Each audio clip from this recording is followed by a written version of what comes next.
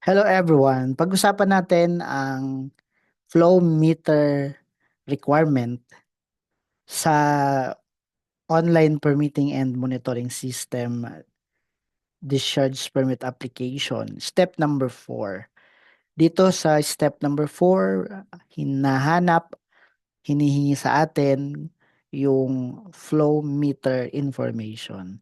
Bago yan, let us first define effluent. Effluent, according to the implementing rules and regulations of Clean Water Act per DAW 2005-10, means discharges from a known source which is passed into a body of water or land, or wastewater flowing out of a manufacturing plant, industrial plant, including domestic, commercial, and recreational facilities.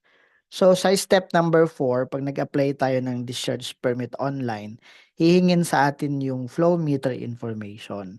Now in relevance doon sa dinefine natin na effluent, na ang tubig na palabas sa ating mga facility, lalong-lalo known source, usually yung ating mga pipes na makikita mo kung saan lumalabas yung ating mga wastewater, tinatawag natin na discharges.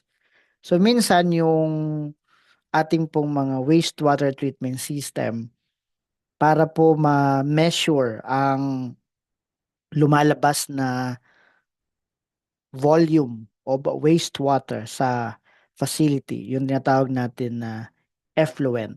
Naglalagay tayo syempre ng metering device. Pero may mga iba pang design consideration sa ating mga treatment system. Unang-una, yung pong ating wastewater treatment system, meron siyang defined na capacity. So, hindi mo siya pwedeng i-overload, otherwise magkakaroon ng shock load. Hindi makakaya ng system. So to ensure or to prevent shock loading nitong hydraulic load, kailangan magkaroon ka ng water metering device sa unahan. Tinatawag natin to na influent side. So sa ating mga wastewater treatment system, naglalagay tayo ng water meter sa unahan sa ating influent site. So sa step number 4 ng OPMS DP application, kung meron kayong wastewater treatment system at naglalagay kayo ng water measuring device sa unahan bago pumasok sa system, sa ating treatment system to prevent shock loading, and of course to monitor ilan yung volume na papasok, you can select the influent. So sa unahan, yung ating metro, influence side, kaya meron tayong pag-select ng influent pagdating sa flow meter information. Meron naman naglalagay nga ng water meter o water measuring device sa hulihan, sa dulo, sa effluent side. Naglalagay tayo ng water meter. And that is to measure ilan yung i-discharge mo. At syempre, pwede mo ring tingnan sa punto na kung ito yung pumasok na tubig, the volume na pumasok sa system, kung ilan man yon, malalaman mo, yun bang lumabas sa system, yun pa din ba? So, magkakaroon ka ng parang balance, no? So, we measure the amount of wastewater to be passed into a body of water or land. So, pwede mong piliin kung meron kang water meter sa side lang ng effluent, o pwede mong piliin ang effluent. Now, kung pares meron kang water metering device sa unahan, meron ka pang water metering device sa effluent side sa dulo. So, pwede kang pumili nitong both na option. And kung multiple treatment facilities. Kung meron kang two or more wastewater treatment facilities sa inyong project, you can select total facility effluent.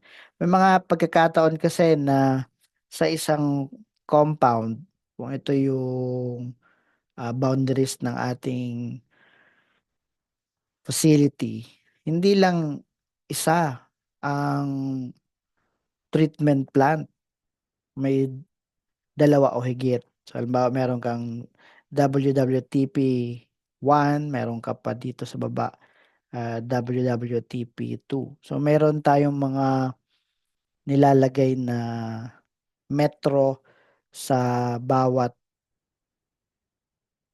effluent side ng bawat treatment facility. So, ang nangyayari, minsan, pwede nating pagsamahin yung mga outlets nito para magkaroon lang ng isang discharge point. So, dito sa dalawang treatment facility, pwede tayo maglagay ng water meter for the total facility effluent. Kaya, meron tayong pwedeng selection ng total facility effluent. Samantalang meron namang mga wastewater treatment system na wala namang means para lagyan pa ng water meter. So, halimbawa, yung ating mga septic tank o tinatawag natin na septic system, hindi naman nalalagyan pa ng metro. Mahirap ng lagyan. So, pwede nating iselect naman yung none para sa selection natin kung gumagamit lang tayo ng septic system. So, yun lamang and I hope may natutunan tayo patungkol dito sa flow meter information na hinihingi sa atin ng EMB personnel in the application of wastewater discharge permit, especially in step 4 ng online permitting and monitoring system, discharge permit application. Thank you very much for listening, and if you want to know more about environmental compliance, environmental management, gusto niyo pang malaman yung mga ibang information na hinihingi lalong-lalo sa pag-apply ng discharge permit, please subscribe to this channel, please share this video, please like this video, and you are also encouraged to ask questions below. And again, thank you very much for time listening, and God bless us all.